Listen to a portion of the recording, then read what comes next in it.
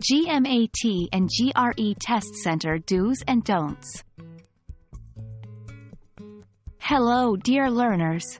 Today, we're diving into an essential topic for those of you preparing for the GMAT or GRE exams: the test center rules and regulations. Knowing what to expect and what's expected of you on test day is key to a smooth testing experience. Let's dive in. Before you even set foot in the test center, there are a few things you should be aware of. 1. Arrival time. Always aim to arrive at least 30 minutes before your scheduled exam time. This gives you ample time to relax, check in, and get oriented. 2.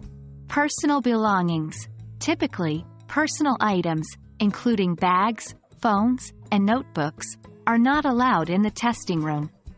There will be designated areas, often lockers, for you to store these. 3. ID verification. You will need an acceptable, valid ID with a recent photograph. Make sure you check in advance what forms of ID your test center accepts. Once you're seated in the testing room, remember these rules to ensure a smooth test-taking experience. 1.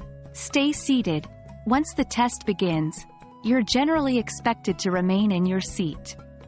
If you must leave for an emergency, raise your hand and wait for an invigilator. 2. No talking. This seems obvious, but it bears repeating. No communication of any kind with fellow test takers. 3. Electronic devices.